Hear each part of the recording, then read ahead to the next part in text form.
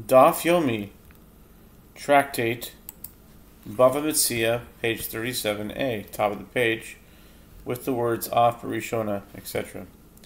Even in the first Mishnah in this chapter, and Rabbi Yossi holds that even when a bailee pays for the deposit and chooses not to take an oath, the thief pays the double payment to the owner. Is the halakha in accordance with his opinion, even in that case, or is the halakha not in accordance with his opinion? Rav Yehuda said to him, Rav Yossi was in disagreement even in the first Mishnah in this chapter, and the halakha is in accordance with his opinion even in the first Mishnah. It was also stated that the Amoraim in Eretz Yisrael disagreed about this matter. Rabbi Elazar says Rabbi Yossi was in disagreement even in the first Mishnah, and the halakha is in accordance with his opinion even in the first Mishnah. And Rabbi Yochanan says Rabbi Yossi conceded in the first Mishnah because the bailee already paid and acquired the animal. The Gemara questions the formulation of Rabbi Yochanan's statement. If he paid, yes, the thief pays the double payment to him. If he did not pay, no. But doesn't Rabbi Chia bar Abba say that Rabbi Yochanan himself says, when the Mishnah says, if the bailee paid, it does not mean he actually paid. Rather, once the bailee said, I hereby choose to pay, even if he did not yet actually pay, he has acquired the double payment. The Gemara answers, amend the statement Rabbi Yochanan say, Rabbi Yossi conceded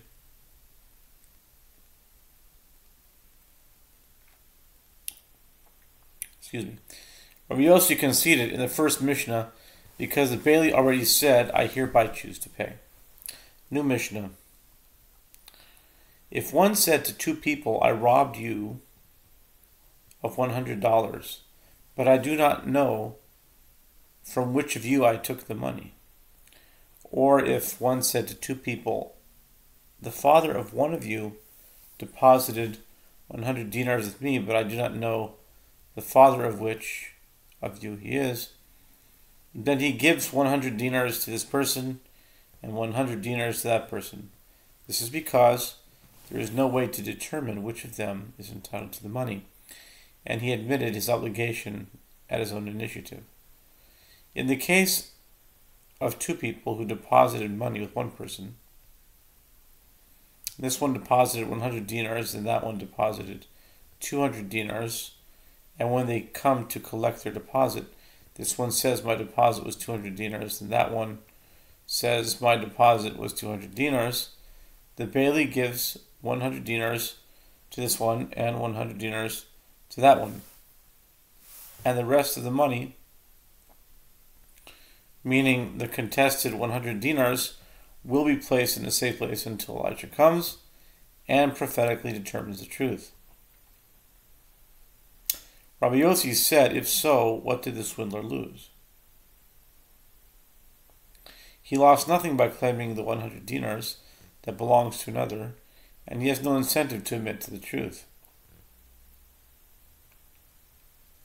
Rather, the entire deposit will be placed in a safe place until Elijah comes, and his fraud will cause him to lose even the 100 dinars that he deposited. Perhaps he will be discouraged from making a fraudulent claim.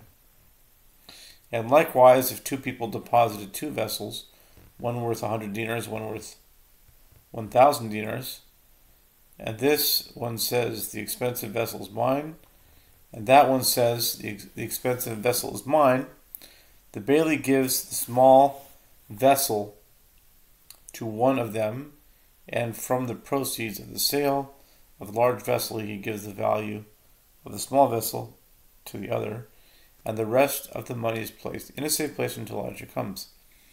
Rabbi Yossi said, if so, what did the swindler lose? Rather, the entire deposit, meaning both vessels, are placed in a safe place until Elijah comes, or one of them admits his deceit.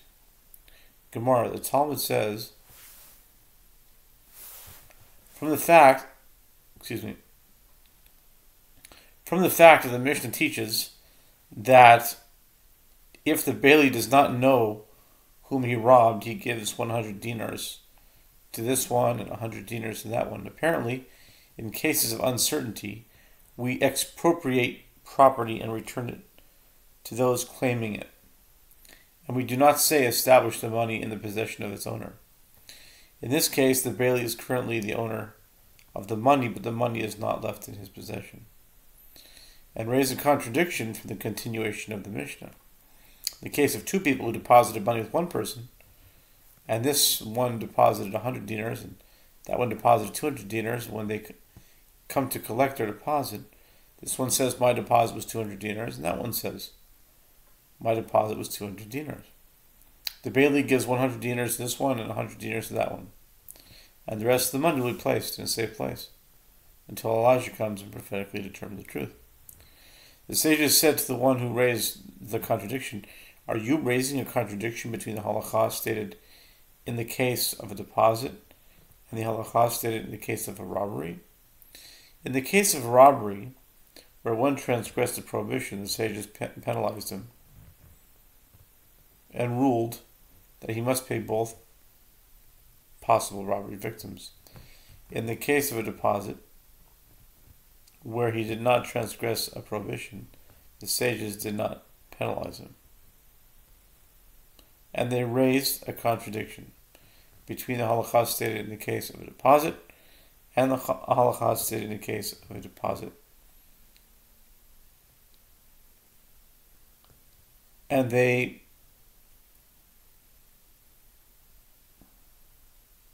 raised the contradiction between the halakha stated in the case of robbery and the halakha stated in the case of robbery.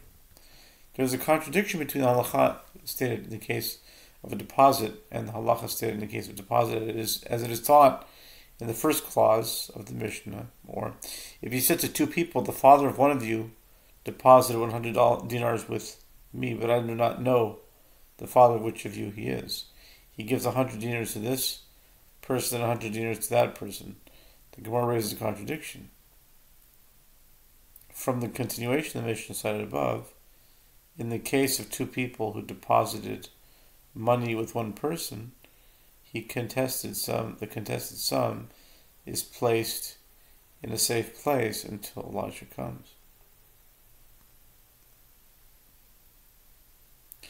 Rava said in the first clause of the Mishnah, in the case where the Bailey receives money from the father of one person, he becomes like one with whom they deposited sums of money in two separate bundles, as the Bailey should have been discerning with regard to who gave him the money. His failure to do so constitutes negligence, and therefore he pays the sum to both claimants. In the latter clause of the Mishnah, in the case where he receives money from two people, he becomes like one with whom they deposited sums of money in one bundle, and there is no expectation that he should have been discerning. It is a case where they both deposited their money together at one time, as the Bailey says to them, if you yourselves were not suspicious of each other, should I be suspicious? Therefore, he is required to pay them only the sum that they can prove is theirs. And they raised the contradiction between the halakha stated in the case of robbery and the halakha stated in the case of robbery. It is taught here, if one said to two people, I robbed you of 100 dinars, but I do not know from which of you I took the money. Or if one said to two people, the father of one of you deposited 100 dinars with me, but I do not know the father of which of you he is, then he gives 100 dinars to this person and 100 dinars to that person. The Gemara raises a contradiction from a Mishnah in Yevamot 118b. If one robbed one of five people and he does not know which of them he robbed, then this one says he robbed me and that one says he robbed me, and the robber places the stolen item between them and withdraws from them. This is a statement of Rabbi Tarfon. Apparently contrary to the Mishnah. We do not expropriate property due to an uncertainty in return to those claiming it. Instead we say, establish the money in the possession of its owner.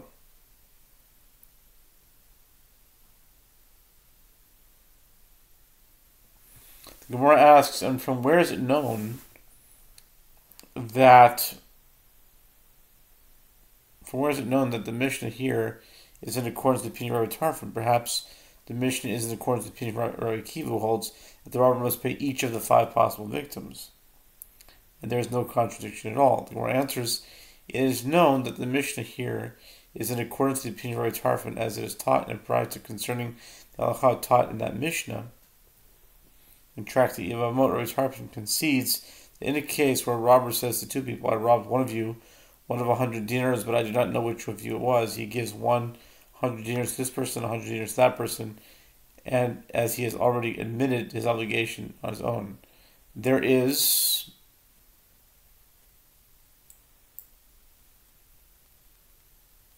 an apparent contradiction between the 2 statements of Rabbi Tarfon. The Gemara answers, there in the Mishnah where one robbed one of 5 people of money is referring to a case where the claimants demand payment from him. He is required to pay them only 100 dinars, as the burden of proof rests upon the claimant.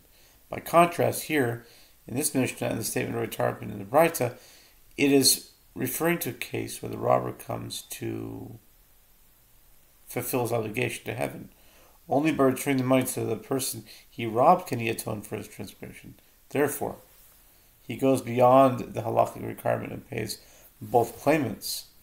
The Gemara notes the language of the Mishnah is also precise, as the Tana teaches, because he admitted his obligation as on initiative. The Gemara affirms, learn from the wording of the Mishnah that this is the explanation of the Mishnah. With regard to returning stolen money, the Master said, there